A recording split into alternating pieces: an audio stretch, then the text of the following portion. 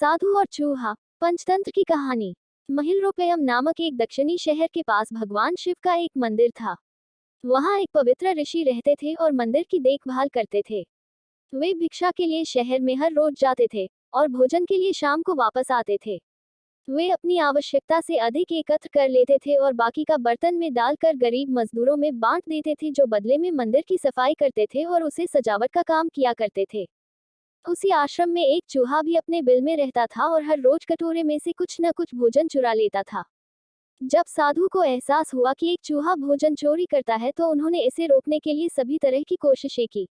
उन्होंने कटोरे को काफी ऊंचाई पर रखा ताकि चूहा वहां तक पहुंच न सके, और यहाँ तक कि एक छड़ी के साथ चूहे को मार भगाने की भी कोशिश की, लेकिन चूहा किसी भी तरह कटोरे तक पहुंचने का रास्ता ढूंढ लेता और कुछ भोजन चुरा लेता था।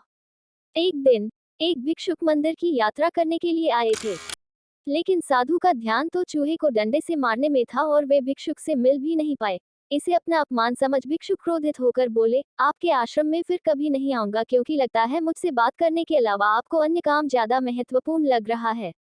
साधु विनम्रतापूर्वक चूहे से जुड़ी अपनी परेशानियों के बारे में भिक्षुक को बताते हैं कि कैसे चूहा उनके पास से भोजन किसी न किसी तरह से चुरा ही लेता है।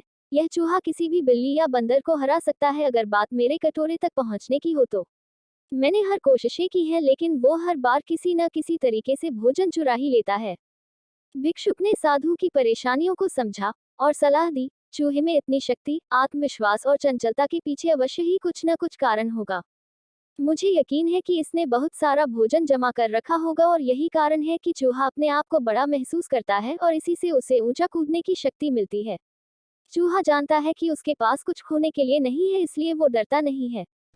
इस प्रकार साधु और भिक्षुक निष्कर्ष निकालते हैं कि अगर वे चूहे के बिल तक पहुंचने में सफल होते हैं तो वे चूहे के भोजन के भंडार तक पहुंचने में सक्षम हो जाएंगे। उन्होंने फैसला किया कि अगली सुबह वो चूहे का पीछा करेंगे और उसके बिल तक पहुंच जाएंगे। अगली सुबह वो चूहे का पीछा करते हैं और उसके बिल के प्रवेश द्वार तक पहुंच जाते हैं। जब वो खुदाई शुरू करते हैं तो देखते हैं कि चूहे ने अनाज का एक विशाल भंडार बना रखा है। फौरन ही साधु ने सारा चुराया गया भोजन एकत्र करके मंदिर में ले जाते हैं। वापस आने पर अपना सारा अनाज गायब देख चूहा बहुत दुखी हुआ और उसे इस बात से गहरा झटका लगा और उसने सारा आत्मविश्वास खो दिया।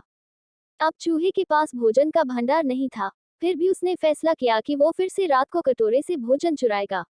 लेकिन जब उसने कटोरे तक पहुंचने की कोशिश की, तब वह धड़ाम से नीचे गिर गया और उसे यह एहसास हुआ कि अब न तो उसके पर शक्ति है और न ही आत्मविश्वास।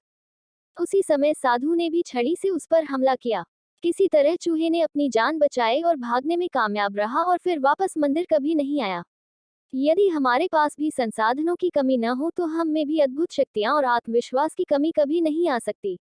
आज की कहानी अच्छी लगी तो लाइक कर देना, शेयर कर दे और सब्सक्राइब कर देना। धन्यवाद।